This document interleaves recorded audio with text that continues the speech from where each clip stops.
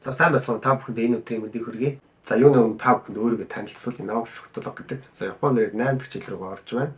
Тэгэхээр дээрээ 2 жил хэлний сургууль сураад, түүнийхээ дараа 4 жил их сургууль сураад, за тэрнээс хойш Японд ажиллаж байгаа. За энэ хүн утсаар Японд холбоотой мэдээллүүдийг хүргэхээс гадна Японы хэлний сургуульд хэрхэн суралцах, за дээрээс нь их сургуульд хэрхэн суралцах гэсэн мэдээллүүдийг та бүхэнд хүргэх зорилготой байгаа болохоор та бүхэн минь хэрэг сонирхож байвал лайк, subscribe хийгээд энэ хуудсыг дэмжиж өгөөрэй.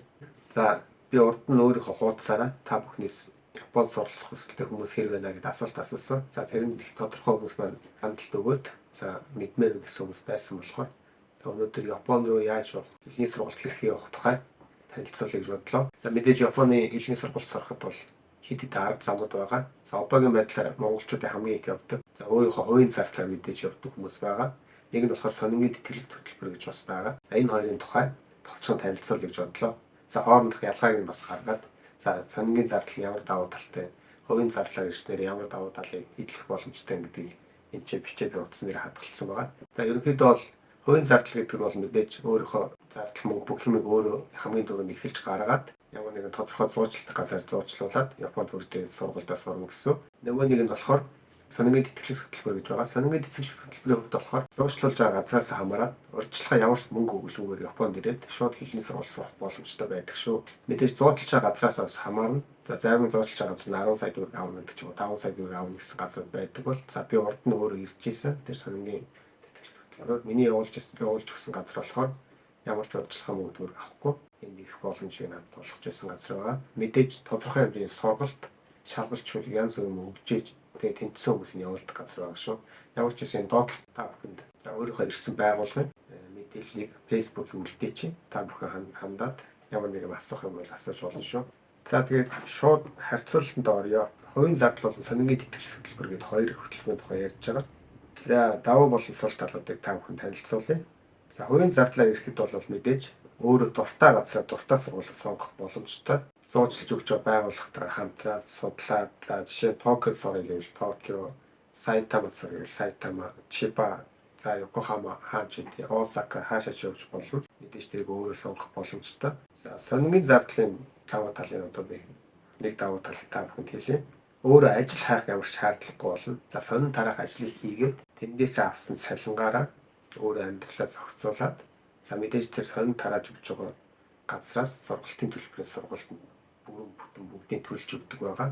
Дээрээс нь байрны мөнгөийг бас төлж өгнө. Тэгэхээр ерөнхийдөө бол сонингоор ирэх юм бол за дахиад дэвшээд суралцсан их сургуульд орё 2 жилийн курс дахиад сурах мөнгө мэдээж маш их хэрэгтэй болно. Тийм хүмүүс сонингоор ирээд ажилласан мөнгөө өөрөө жоох хураах маягтай ажиллаж амьдраад за байрны мөнгө сургалтын төлбөрөөс нөгөө сонингийн газраас төлүүлээд ингээд явах юм бол дэвшиж суралцах санхүүг боломжтой болж ирж магадгүй гэсэн үг байна. Хувийн зардлын давуу тал хоёр дахь давуу тал. Сонирхсан цагийн ажлаа хийх боломжтой. Яагаад гэвэл сонингийн зардлаар ирэх юм бол сонин тараах ажиллаа хийн. За өөр юм хийх боломжгүй. Японд сурангаа ажилладаг хүмүүс 28 цаг ажиллах эрхтэй гэсэн хууль байдаг. Тийм болохоор сонингийн цагийн ажил нь 28 цаг гэдэг тэр хязгаартанд хангалттай хүрдэг болохоор өөр ажиллах цаг байхгүй. Тийм болохоор өөр ажил хийх боломжгүй гэсэн үг. За хувийн зардлаар ирээд дуртай цагийн ажлыг хийгээд жишээ нь сургууль төгсөө шууд ажилд орё. За Монгол би их сургууль төгссөн хичээдэг хүмүүс хурц ирэх юм бол шууд сургууль төгсөд ажил хийя гэж байгаа хүмүүс өөрийнхөө сонирхсан юу гэх салбар руу ороод ажиллаж болно. Дэлгүүр хавшаанд ажилладаг ч юм уу өөр юм хийж өөр юм сонирхох бол бүгдийн цагийн ажлаар дамжуулаад туршлага хөрвүүлэх бүрэн боломжтой байдаг шүү Японд. Сонингийн зардлын хоёр дахь давуу талыг танилцуулъя. Тэр нь ажил гэр ойрхон.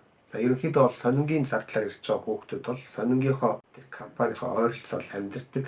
За зарим бүр Токиор ороод ирэхээр мэдээж Токиод газар үнэтэй байдаг болохоор сонингийнхоо тэр сонингоо янзлж хурааж бэлддэг нэг ажлын талбар байгаа. Тэрнийхээ дээдлэлт нь өөрөө гаргаад төгсөн тэндээ амьдрах хүмүүс байдаг. За хөдөөрөө жоохон Йокохама, Канагава тал руу яваад ирэнгүүт сонингийн газраас нь ойрхон байр түрээслэл өгчдөг. Тийм газарт өөрсдөө тусдаа амьдрах гэсэн үг. Тийм болохоор ерөнхийдөө бол ажил руугаа явах цаг зарцуулна гэсэн ямар ч ойлголт байхгүй. Яг унтж амжилж байгаа ч хичээлээ хийж байгаа шууд гараад ажилд явах бүрэн боломжтой. За дараачих нь хувийн зардлаар ирэхэд давуу тал зүйлнэ. За хөссөн үедээ Монгол руу явах эсвэл гадаад орн руу аяллаар явах ч юм уу. Солонгос хаашаа ч ойр зур тиймэрхүү газар руу явахд бол хувийн зардал мэдээж дураараа явж болно. За эсвэргээрээ сонингийн тэтгэлгээр ирэх юм бол за мэдээж сонингийн ажлыг хийхгүй болохгүй. За олон хоноор дараалж амралт сонины газраас хамаарат өөх газарч байна. Тэгтээ бол тийм олон 7-10 хоног ордогч хамраад ах нь олон боломж бол олдохгүй. Ганц нэг удаа болох байх. Тийм болохоор ийш тийш ч Монгол явхад бол жоохон төвөгтэй болж магадгүй. Сонингийн тэтгэлийн давуу тал. За шууд хурж ирээд ерөөс ажил бэлэн шууд Япон хүмүүстэй харьцаал ажиллаа хийгээл хэлнэ. За тийм болохоор юу гэх юм. Хувийн зардлаар ирэхээр эхлээд монголчуудтай хамт ажилладаг ажилд ч юм уу явах магадлал өндөртэй байдаг. Тэгж явахгүй шууд Япон хүмүүстэй ажиллаад эхлэхэд хэл яриа бас өөрөө жоохон бэлдээд ирсэн бол тэрийг шууд сайжруулах гот илүү хүнтэй болов гэж би бодоод энд бичсэн байна. За нэг иймэрхүү давуу сул талуудтай мэдээж хувийн зардлаар ирэхэд бол илүү чөлөөтэй байх боловч сонингийн тэтгэлгээр ирэх юм бол за жоохон мөнгө цааш нь хийж чадах хүмүүс бол цааш нь хийж чадах байх. Тэргээ дараа сургалтын зардлынхаа талын талд ч юм уу нэмэрлэгээд жоохон мөнгө л хураах боломжтой. Тэрнээс айхтар мөнгө зөнгө хураагаад Монгол сургалтыг явуулах боломж бол баг байхгүй гэж бодож байна. За энэ хоёр хөтөлбөрийнхаа мөнгөн дүнгийн талаар танилцуулъя. Хувийн зардал за ойролцоогоор шүү ихэнх сургуулиуд 70 орчим маань гэдэг маань за Монгол мөнгөөр нэг 15-аас 20 сая төгрөг сургалтын төлбөрт орж ийн эхний нэг жилийн. За дээрээс нь байрны мөнгө гэж хэрэгтэй. За эхнээс нь байраа түрээслээд яваад амьдрыг гэх юм бол энд ерөнхийдөө Японд нэг эхлээд байр түрээслэхэд 1 сарын байрны мөнгөн дээр байр түрээслийн талархлын мөнгө гэх мэт янз бүрийн мөнгө нэмэгдээд 1 сарын мөнгөөр 3-4 дахин нуулсан мөнгө эхлээд төлжиж орох хэрэгтэй байдаг. Тийм болохоор түүнд зориулагдсан нэг 25-аас 30 мянга гэдэг нь за Монгол мөнгөөр нэг 10 сая төгрөг юм уу та. Тийм болохоор сургалтын төлбөр байр хоригдохын нийлэл нэг 15-аас 25 сая төгрөг урьдчилаад бэлтгэж аваад хувийн зардлаар явах боломж бол байгаа. За мэдээж энэ чирэд найз нөхөд хамаатан садаг юм бид ахаш тэр амьдрал гүйж мэдээж байрны мөнгө хэрэггүй. За зөвхөн сургалтын төлбөрөөр төлөөд хүрээд ирэх боломжтой. За эрсний дараа бол сонингийн зардлч бай, хувийн зардлч бай адилхан 28 цаг ажиллах хэрэгтэй болохоор өөрөө тэр 28 цагт тохируулаад дуртай ажиллаа хийж байна. Сонингийн тэтгэлгээр ирэхэд бол намайг ийш нэрэхэд тусалцаа өсөлттэй газар болохоор ямар нэг өөрчлөлт мөнгө төгрөг бол байхгүй. За тэрний хооронд сургалт, шалгалт, шүүлэг, за Япон захирлуудын шалгалт гэдээ бас байдаг. Тэдгээрийг даван туулах шаардлага болно. Тэднийг даван туулчихвал ямар ч үн төлбөргүйгээр Японд хурж ирж Япон хэлнээс сурах боломжтой болдог. За миний иржсэн газар бол тийм газар байгаа.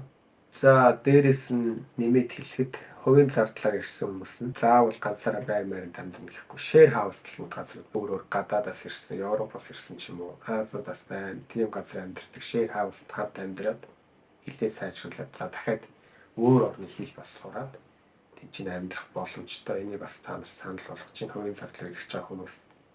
За би өөрөө тийм газар амьдарч үзэх гэж хүсэн нэг хэд удаа очиж ирсэн. Гой газар гэдэг юм лээ. Болон гадаадхан божгоос англиар ярьсан, японоор ярьсан тийм газар байсан. Тийм газраас амьдрах боломжтой шүү. Хувийн зардлаар хурж ирээд эхний мэдлэгийг хараах нь өндөр түвшинд хүрч чадаагүй хүүхдүүд бол за ажил нь бол хязгаарлагдана. Мэдээж хэлэн тухайн үедээ өндөр түвшинд хүрээгүй байна гэдэг чинь ямар ч хамаагүй дэлгүүр мэлгүүр ч юм уу юу хүнтэй харьцах ажилд бол шууд авахд жоохон хэцүү. Гэтэл бол авах газрууд бол байгаа. Тийм болохоор ажил хийх тэр ажлынхаа цар хүрээнд жоохон хөнөөгдөж ирнэ. Тийм болохоор та бүхэн хилээ сайн бэлдээд ирэх юм бол шууд цагийн ажил хийгээд явах бүрэн боломжтой. Хувийн зардлаар ирэх, сонингийн тэтгэлэг төлбөрөөр ирэх. За аль нь ч байсан нэг чухал зүйл байгаа. Тэр нь юу вэ гэвэл Монголд байхдаа хилээ сайн үзэж байгаа тэр ирээ. 3-аас 6 сар, 6-аас 9 сар болж өгөл бүтэн жил хилээ үзэж байгаад ирэх юм бол энд ирээд хэлний сургалтаа за сурахад маш төхөмтэй. Тийм байдаг болохоор за түүнийхээ дараа их сургалт ч юм уу өөр газар ажилд орох ч юм уу тийм үед бол шууд ахаад өөр газар дахиж шууд сураад явчихна. Шууд ажил руу орох боломжтой. Тийм болохоор за Японд очиод хэлээс орч авч энэ нэг хэл үзээд яадаг юм Монголд тэгээд байж хам бол энд ирээд бүгдийг бараг шинээр нэг хэллээ гэж бодоход за энэ 2 жил эсвэл 1 жил хагас хэлний сургуулиуд байгаа. Тэнд 1 жил хагас 2 жил сурсан ч гэсэн сайн сурч чадахгүй төгсдөг хүмүүсс байдаг шүү. Монголд хэлээ сайн бэлтэж байгаа дээрээ.